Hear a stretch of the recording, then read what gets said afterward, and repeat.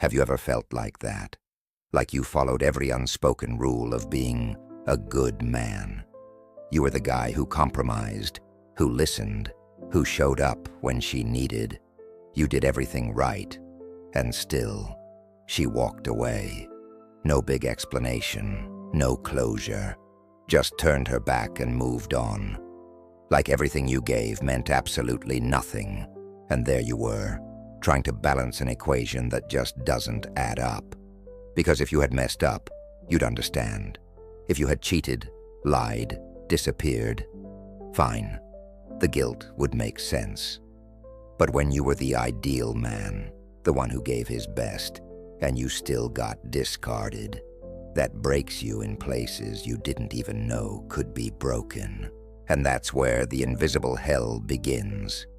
The one countless men go through in silence. The corrosive doubt, the shapeless guilt, the mirror reflecting a confused, bruised, lost version of yourself. You start asking, am I less of a man than I thought I was? And that question, as unfair as it is, begins to eat your peace alive. Because the world keeps telling you to move on, but no one ever explains what the hell actually happened. Today, you're going to hear what no one's had the guts to tell you. And no, this isn't self-help fluff or emotional sugarcoating. What you're about to hear is brutal, raw, real. It's a truth that will pull you out of the victim mindset without turning you into a bitter cynic. Today, you're going to understand why your biggest mistake was trying to be too perfect, and why giving a woman unconditional approval might be the exact thing that kills her desire for you. Brace yourself, because what you'll hear next might be the most uncomfortable and most liberating truth you've ever faced. The problem starts with a silent lie many men believe from an early age. The idea that to be loved, you need to please. That true love is born from constant effort, total devotion, the erasure of yourself in the name of someone else. And at first, it seems to work. She's touched by your gestures, compliments your presence, thanks you for every little detail. You feel like you finally cracked the code, like you've found the secret formula to keep a woman by your side. But time goes by, and what used to be admiration turns into indifference. The woman who once looked at you with awe barely notices you now. She starts pulling away for no clear reason. Her patience shrinks, her gaze changes, the desire fades, and you try to win her back by doing more of the same, being even more helpful, more available, more predictable. That's when you don't realize you've already entered the cycle of loss. Because what draws a woman in isn't excessive care. It's the sense that she's in front of a man who has his own life, who doesn't bend to every whim, who stands firm, who has boundaries, who doesn't need her to feel like a man. But in trying to hold on to her, you become the exact opposite of that. You start giving up on yourself, your hobbies, your friends, your values. Every disagreement feels like a threat of abandonment, so you choose silence. Every desire of yours becomes secondary because everything now revolves around her. And she senses it, even if she doesn't say it, even if she sticks around for a while, physically present. She feels your submission, and desire dies right there. The cruelest part, you don't understand what's happening, because everything you were taught at school, in media, from well-meaning friends, told you women want sensitive, caring, protective men. And when you finally become that man, you're punished with distance. You start doubting yourself, feeling trapped between two extremes, being too cold and losing her, or being too good and losing her respect. Balance feels impossible, and in that confusion you dive deep into a sense of injustice, of resentment, of not being enough. You begin to wonder if you'll ever understand women. Maybe the problem is you. Maybe you should just stop trying. But the truth is something else entirely. The truth is, you never understood the hidden dynamics behind female desire, and no one ever taught you. That's where many men's minds break, because they confuse love with attraction. They confuse acceptance with desire. They think that because they're loved as companions or friends, they're still desired as men. But that's not true. A woman can love you and still not want you anymore. And that, my brother, is what truly destroys a man on the inside. How many times have you asked yourself, where did I go wrong?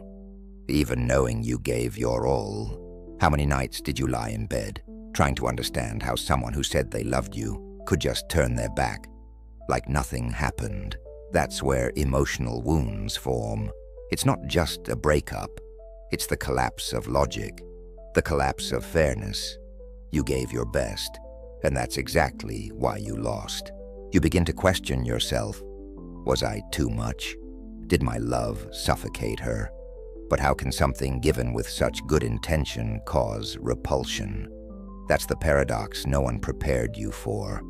And when you don't find answers out there, you start looking inside. And what do you find? Guilt, fear, a constant feeling of not being enough.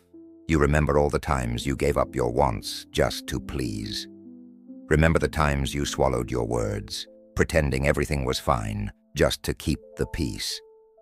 Remember how you bent emotionally, believing that was maturity. But now you see it was submission disguised as love. And with every time you erased yourself, a part of her pulled further away.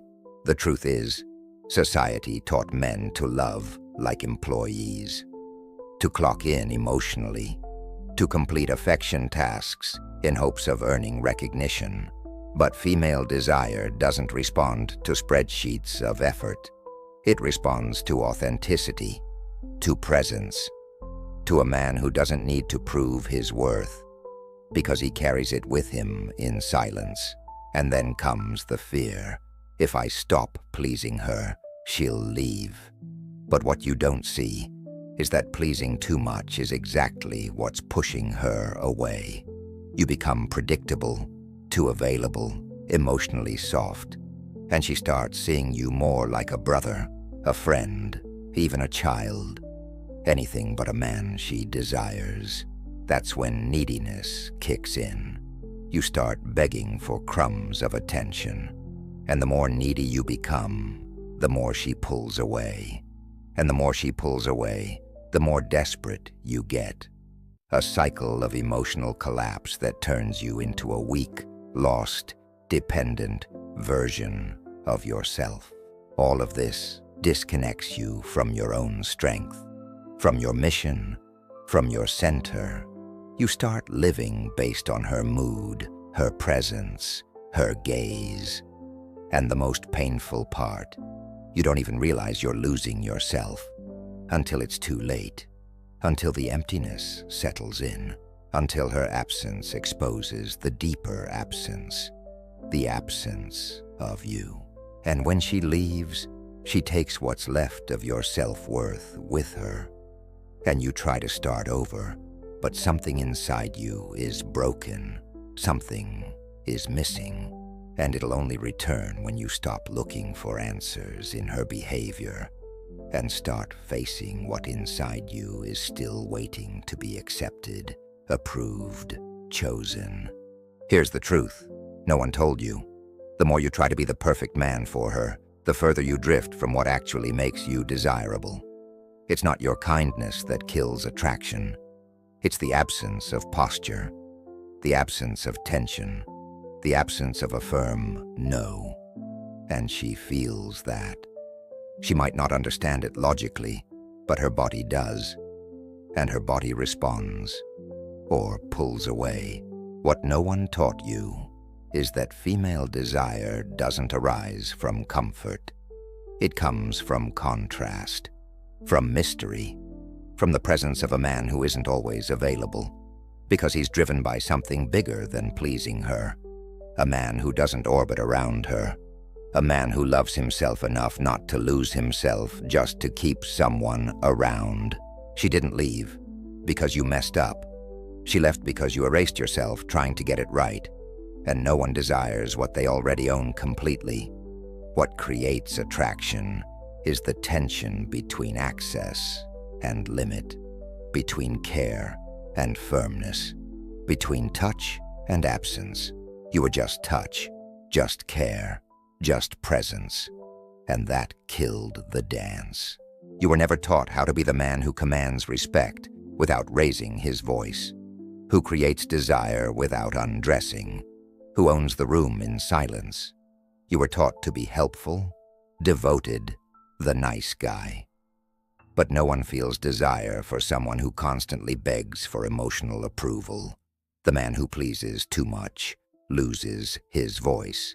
And when you lose your voice, you lose respect. There's a silent brutality in female desire that modern romance can't handle. She wants the man she can't control, the man she can't fully figure out, the man who, even while loving her, is capable of walking away. That's the man she respects. That's the man she desires, because that's the man who belongs to himself. And when you break that balance by trying to do everything right, you become the opposite of what she wants. You become the man she tolerates, until the day she doesn't. And she won't always tell you why. She'll just grow cold, avoid, go quiet, and you'll feel it.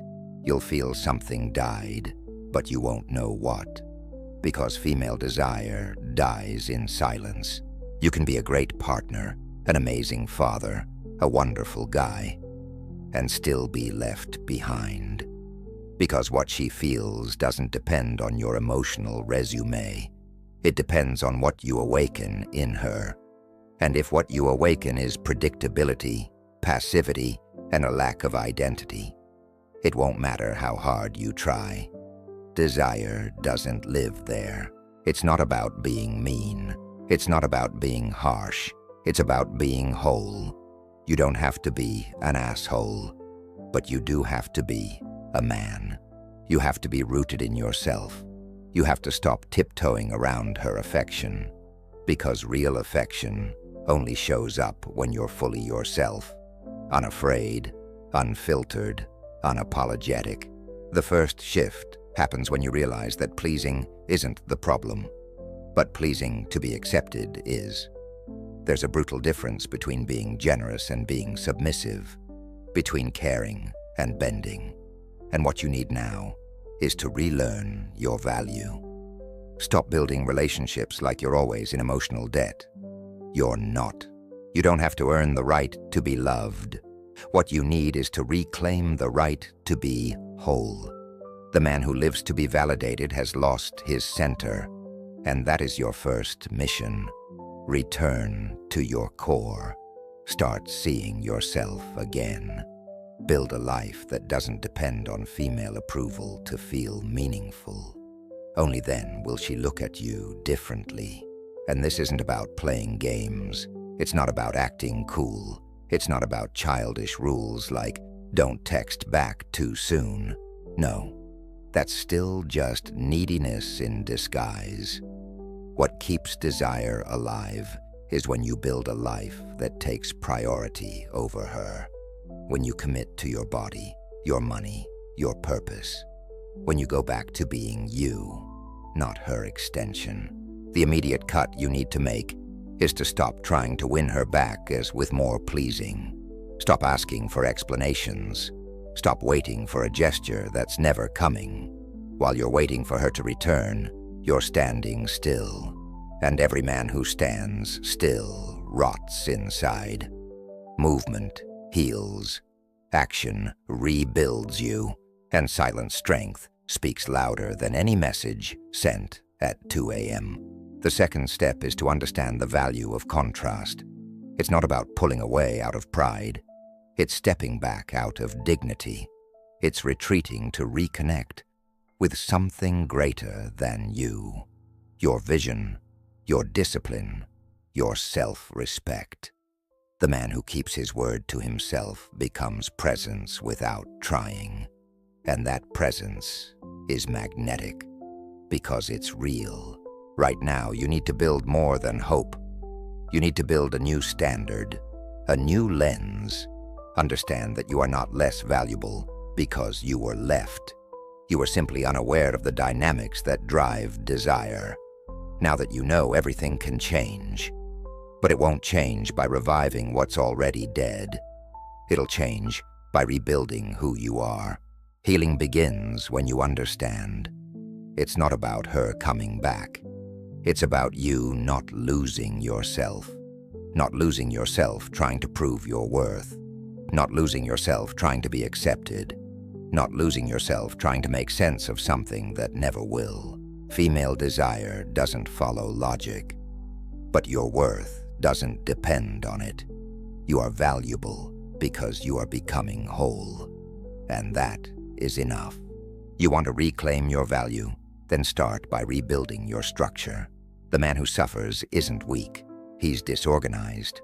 And it all starts with the foundation, routine. Without it, you live in chaos. You sleep poorly, eat whatever, procrastinate.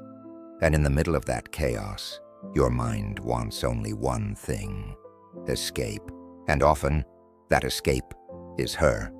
You think about her because your life has nothing stronger than the memory of her. That's why the first practical step is to build a non-negotiable morning ritual. Wake up early, take care of your body, organize your day. Sounds small. It's not. It's the brick of your new identity.